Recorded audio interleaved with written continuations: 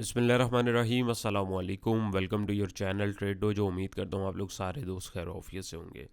अच्छा जी, 24 मार्च और फ्राइडे का एनालिसिस लेके आपकी खिदमत में हाजिर है।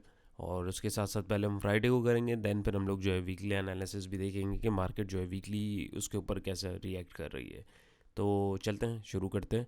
तो लास्ट जो फ्राइडे को देखें, यानी कि कल मार्केट ने जो क्लोजिंग दी है वो दी है 39,942 के ऊपर। दोबारा से मार्केट जो है 40s के जोन में मडलाती हुई जो चल रही थी, उसके बाद दोबारा से इसने अब जो एक लो लगा लिया है वो अपने 39 के जोन को इसने डिफाइन कर दिया है। 434 पॉइंट इसने जो है ओवरऑल लूज़ किए हैं।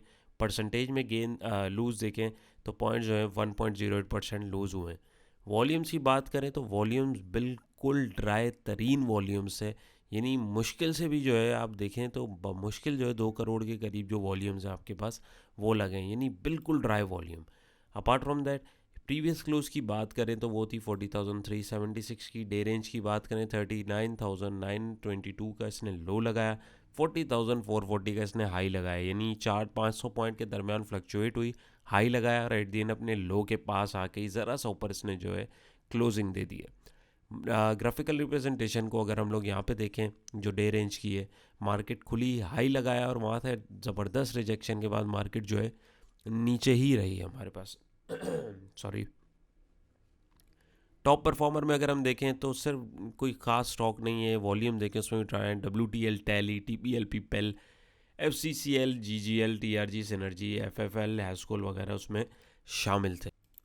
फीपी लीपी के ऊपर अगर हम लोग बात करें तो 24 तारीख का फीपी लीपी भी बिल्कुल ड्राई है, आपके पास देख सकते हैं। फीपी हमारे $0.43 मिलियन की बाइंग के साथ थे, लीपी $0.43 मिलियन की सेलिंग के साथ, बैंक $0.09 मिलियन की बाइंग, ब्रोकर $0.17 मिलियन की बाइंग, कंपनीज $0.20 मिलियन की बाइंग, फॉरेन कॉर्पोरेट $0.09 मिलियन की बाइंग, हमारे इंडिविजुअल सेलिंग पे $0.60 मिलियन की सेलिंग के साथ, इंश्योरेंस कंपनी $0.28 मिलियन की सेलिंग के साथ, म्यूचुअल फंड $0.07 मिलियन की सेलिंग के साथ, अदर ऑर्गेनाइजेशन $0.06 मिलियन की बाइंग, ओवरसीज़ पाकिस्तानी $0.34 मिलियन की बाइंग के साथ। ओवरऑल 1 2 3 4 5 6 प्लेयर बाइंग पे, 1 2 3 सेलिंग पे। बाज़ाहिर ये एक बहुत अच्छा दिख रहा है, बट ऑन अदर हैंड आप अगर गौर से देखेंगे तो वॉल्यूम्स के अकॉर्डिंग अगर आप देखें तो बिल्कुल डल एक्टिविटी है।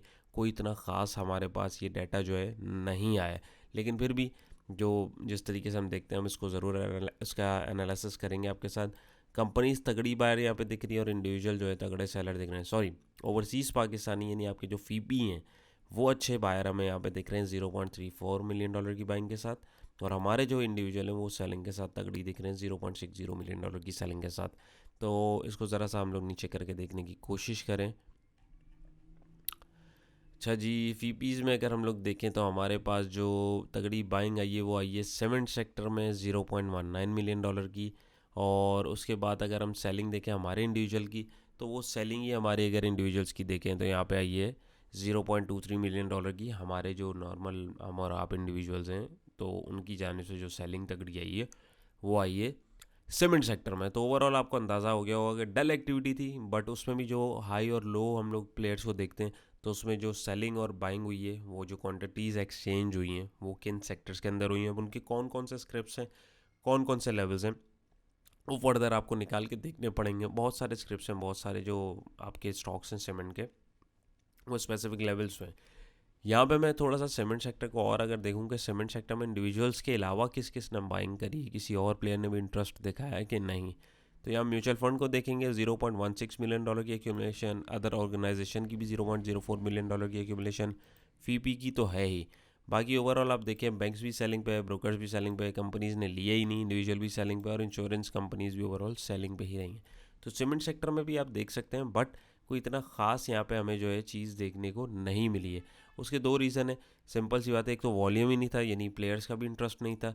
सेकंड थिंग ये कि हमारे पास जो दूसरे प्लेयर्स हैं उन्होंने बिल्कुल थोड़ी थोड़ी सी एक्यूमुलेशन की, दैट्स वाई हमें यहाँ पे ना कोई ख़ास डाटा जो है नहीं मिल रहा है, बट जो है उसके अकॉर्डिंग भी हम लोग जो है उसको देख सकते हैं। सेक्टर वाइज अगर हम देखें टॉप कंट्रीब्यूटर में शुगर सेक्टर जो है आपका, उसने 3 पॉइंट जोड़े, फूड सेक्टर ने 2, इंश्योरेंस ने 2, थोड़े थोड़े पॉइंट जो है दूसरे सेक्टर ने जोड़े, यानी कि ना होने के बराबर। नेगेटिविटी में अलबत्ता oil and gas exploration companies ने 61 पॉइंट तोड़े, टेक्नोलॉजी सेक्टर ने 61, मिसलिनियस सेक्टर ने 47, कमर्शियल बैंक ने 47, सीमेंट ने 40, oil and gas marketing companies ने 30, फॉर डे लाइजर ने 29 थोड़े थोड़े पॉइंट दूसरे सेक्टर्स ने तोड़े। और पॉजिटिविटी में अगर हम स्टॉक्स देखें तो नेस्ले ने 6 पॉइंट जोड़े, एसएमएल ने 3, बीएफएल ने 3, एआईसीएल ने 2 थोड़े थोड़े पॉइंट दूसरे स्टॉक्स ने जोड़े।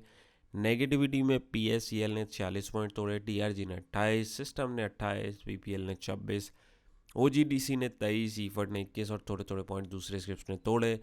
उसके अलावा हीट मैप देखें कि ऐसी 100 इंडेक्स का बिल्कुल लाल है, बिल्कुल लाल, यानी आप देखें एक कलर आपको यहाँ पे सिर्फ हल्का सा ग्रीन दिख रहा है, बाकी ओवरऑल पूरा अगर आप देखेंगे तो आपको रेड ही ज़्यादा दिख रहा है।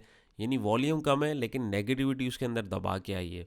तो एक तो चीज़ ये हो गई। सेकंड थिंग ये कि अब करना क्या चाहिए नेक्स्ट मार्केट के लिए, हमें अभी लेवल्स का क्या हिसाब किताब है वो आपके साथ फर्दर चार्ट पर डिस्कस करते हैं, ताकि ये बेसिकली पूरा सिनेरियो समझाने और सुनाने का आपको मकसद ये होता है ताकि आपको जो बात समझाई जाए उसके पीछे का रीज़न समझ में आए। ये ना हो कि मुझे क्यों लग रहा है जी, मुझे ये इसलिए लग रहा है कि मैं ये फैक्ट्स और ये जो डाटा है इसके बेहाफ के ऊपर बता रहा होता हूँ और मैं खुद भी इसके अकॉर्डिंगली चीज़ें देख के आप लोगों के साथ शेयर कर रहा होता हूँ और ट्रेड कर रहा होता हूँ। तो वही चीज़ जो है आपको बताना ज़रूरी है। डेली चार्ट के ऊपर आ गए हैं तो डेली चार्ट के ऊपर अगर हम लोग देखें तो हमारे पास वही डेली लेवल्स हैं जो आपके पास बताए थे। और यहाँ पे अगर आप देखें तो एक शदीद हमारे पास 1 2 3 4 5 6 कैंडल्स बन गई हैं नेगेटिव उसकी। उसके अलावा हम देखें तो हमारी सपोर्ट लेवल थी, मार्केट ने उस पर आके रोकने की कोशिश करी थी अपने आप को, लेकिन उसके अलावा भी अगर आप देखें तो उसने उसको तोड़ दिया है। तो अब हमें क्या करना चाहिए, देखिए सही और एक अच्छा लेवल जो बाइंग जोन बनता है वो हमारे पास 38,440 का बनता है। क्यों? क्योंकि लास्ट जो बाउंस हमें यहाँ से मिला था अराउंड आप देखें तो उसने 10% का गेन दिया है। यहाँ से आता कि अगर मैं करेक्शन देखूँ तो ऑलमोस्ट उसकी आधी भी नहीं हुई। हाँ, यहाँ आके अगर मैं देखूँ इस लास्ट कैंडल तक तो वो करेक्शन 50% से ऊपर की ऑलमोस्ट अगर आप देखें तो हो चुकी हुई है। तो यहाँ पे जो उसूल होता है मार्केट का वो रिट्रेसमेंट या करेक्शन आप कुछ भी बोल लें वो लेते हुए चलती रहती है और जिगजैग जिगजैग जिगजैग इसी नतीजे में हो रहा होता है। सारी एकदम ऊपर जाने लग जाए तो सब बाइंग पे आ जाएंगे और नीचे आ जाए तो सारे शॉर्ट पे ही आ जाएंगे, तो ऐसा हो नहीं सकता है। तो हमें जिगजैग के बीच में ही अपना जो प्रॉफिट है उसको बुक करने की कोशिश करनी है और अपने जो लेवल्स हैं उसको आइडेंटिफाई करके रखने की ज़रूरत है। तो यहाँ पे अगर आप देखें तो यहाँ पे हमारे पास जो है बिल्कुल अभी एक ये सही लेवल के ऊपर मार्केट खड़ी हुई है, बट इसने अपनी जो सपोर्ट लेवल है इसको तोड़ दिया है। अब हमें क्या करना चाहिए, अब यहाँ मंडे को, ये अभी मैं डेली के ऊपर आपको बता रहा हूँ जो तो उस डेली के ऊपर ट्रेड करते हैं, या तो मंडे को मार्केट इसके ऊपर क्लोजिंग है क्योंकि बाजू का फेक आउट भी होता है, क्योंकि कैंडल की बॉडी साइज आप देखें पॉइंट्स ऑल तो उसने बहुत तोड़े लेकिन वॉल्यूम्स अगर आप देखें ना वॉल्यूम्स नीचे है ही नहीं।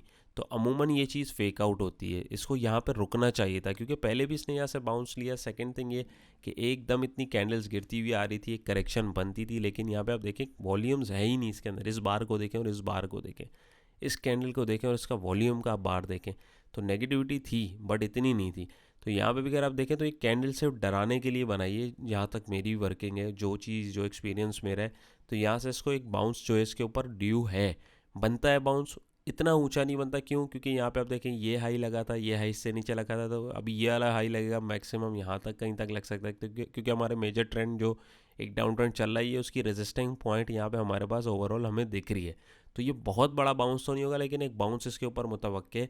क्यों? क्योंकि टेक्निकली उसने अपने आप को एडजस्ट करना है। न्यूज़ उसके पीछे कोई हो ना हो लेकिन उसने अपने आप को करेक्शन ज़रूर लेनी है, हर हाल में लेनी है। नंबर वन तो ये हो गया। नंबर टू ये कि just in case just in case just in case just in case बात कर रहा हूँ, अगर एक और हमारे पास नेगेटिव कैंडल जो कि बिल्कुल बन भी सकती है, मार्केट है कुछ भी हो सकता है, तो उसके लिए हमारे पास फिर नेक्स्ट पोटेंशियल लेवल 38,440 का है क्योंकि लास्ट बाउंस मार्केट ने यहाँ से लिया था और मार्केट को यहाँ पे लाजमी आना है। क्यों आना है? क्योंकि वो अपनी साइकिल को कंप्लीट कर रही है और यहाँ पे आके अभी कोई आसार नहीं लग रहा है इसका फिल वक्त ब्रेकआउट होने की। क्यों? क्योंकि economic condition, political uncertainty, inflation rate, सारी चीज़ें आपके और हमारे सामने, तो अभी फिल वक्त तो कोई आसान नहीं लग रहे। लेकिन ज़ाहिर है साइकिल कंप्लीट होगी तो ये ब्रेकआउट भी होगा। तो फिल वक्त अगर आप देखें तो ये मार्केट यहाँ से अगर नीचे आती है तो इस लेवल तक आ सकती है और बखूबी यहाँ पे दिख भी रहा आ सकती है। और जो बाउंस है पोटेंशियल वो आपका ज़्यादा नहीं हो सकता, उस ज़्यादा से ज़्यादा आपका 41,400 के आसपास का या 41,000 के आसपास के लेवल का आपको मिल सकता है। क्यों? क्योंकि यहाँ पे अगर आप देखेंगे तो यहाँ पे हमारे पास जो है ये लोअर हाई की फॉर्मेशन हो रही है और ये एक टाइप ऑफ लोअर लो भी लगाया है इसने।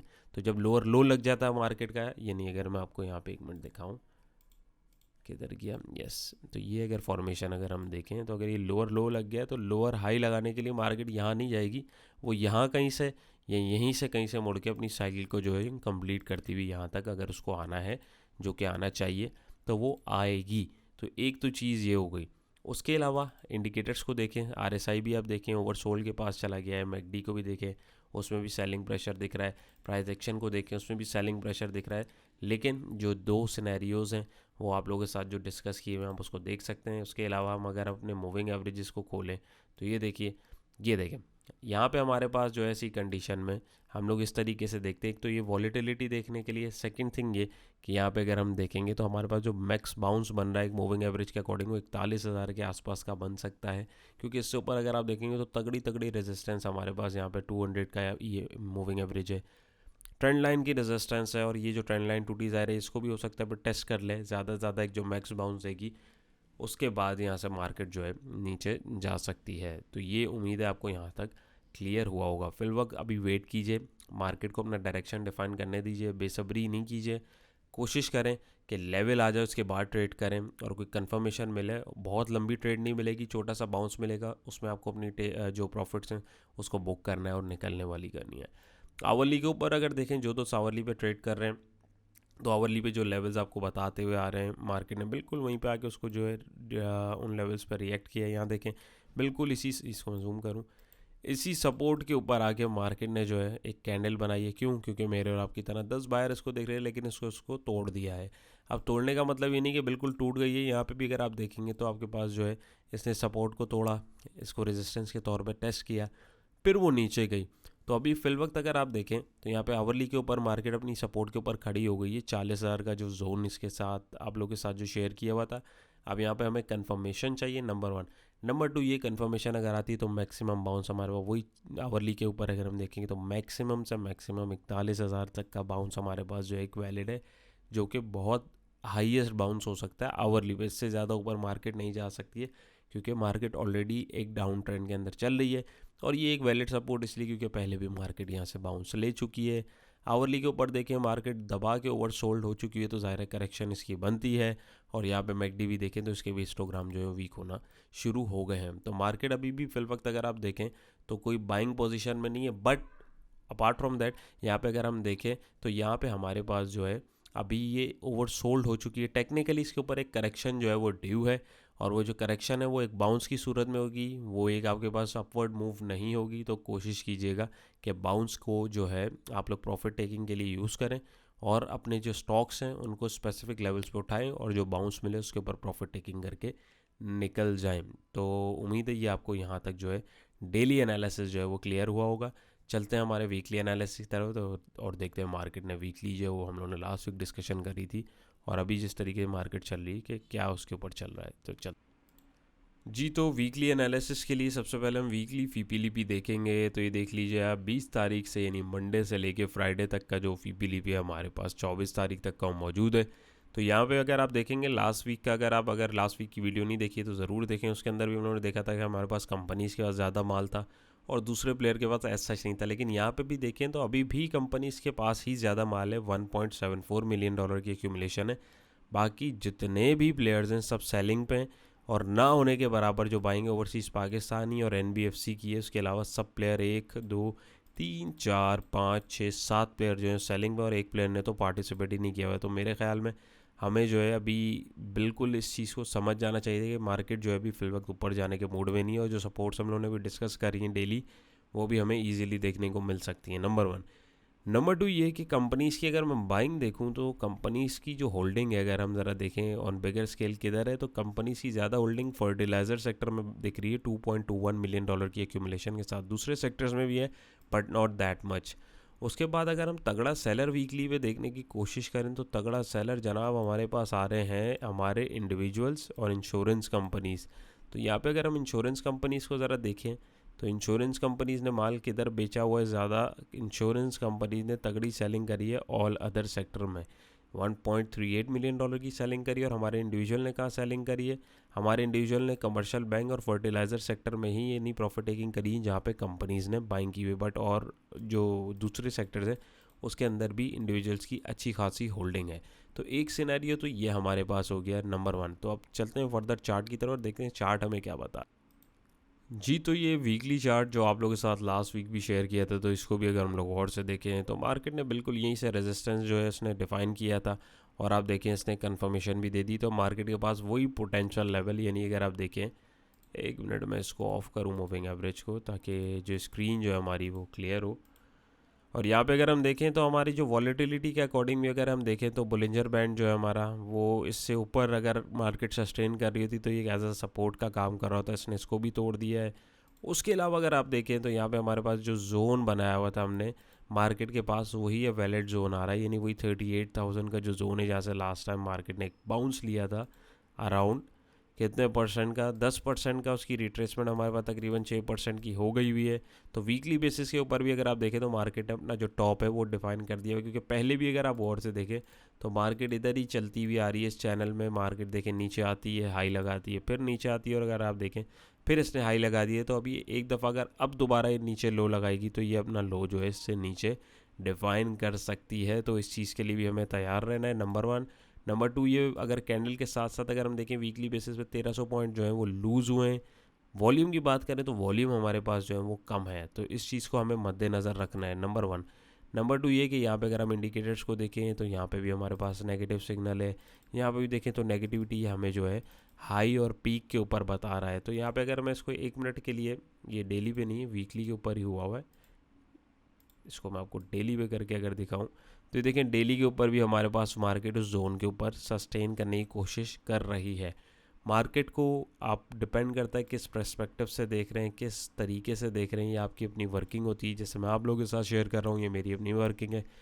आप लोग अपनी वर्किंग दिखाएं, आप लोग अपने वर्किंग के अकॉर्डिंग किस तरीके मार्केट को देख रहे होते हैं, उसके अकॉर्डिंग अपने एनालिसिस को आप लोग कंपेयर करें, ताकि आप लोगों की भी जो चीज़ें हैं, जो कन्फ्यूजन है, बंदा जब मल्टीपल एनालिसिस देखता है तो उसमें जब अपनी चीज़ों को कंपेयर करता है तो बहुत सारी चीज़ें उसमें जो है उसको करेक्शन दिखती है। तो आप लोगों को इसीलिए कहा जाता है कि आप लोग जो फ्री हमारा व्हाट्सएप ग्रुप है उसको ज्वाइन करें, डिस्क्रिप्शन में उसकी लिंक मौजूद है, और वहाँ पे अपने चार्ट्स को शेयर करें, ताकि एक दूसरे से आप लोग जब डिस्कशन करेंगे, ताकि आप लोगों को टेक्निकल तरीके से, टेक्निकल एनालिसिस जो एक प्रॉपर वे है मार्केट का, जिस तरीके से जो आपकी फाइनेंशियल मार्केट जो है चलती हैं, वो आपको समझ में आए। तो कोशिश करें अपनी वर्किंग को भी शेयर करें और एक दूसरे के साथ टैली करें। और जो ये आपके साथ वीकली सिचुएशन है वो भी अभी आपके सामने, वीकली के भी अगर उस ऊपर देखें तो मार्केट रेजिस्टेंस है, रेजिस्ट हुई है। अभी हमें इसके वीकली बेसिस पे ट्रेड करते, हमें इसके न्यू लो के डिफाइन होने का इंतज़ार करना होगा। तो उम्मीद है आज की कोशिश भी आप लोगों को पसंद आई होगी। पसंद आई है तो वीडियो को लाइक कीजिएगा, चैनल पे नए तो सब्सक्राइब कीजिएगा, अपना बहुत सारा ख्याल रखिएगा, तो में याद रखिएगा। इंशाल्लाह नई वीडियो मुलाकात होगी। अल्लाह हाफ़िज़।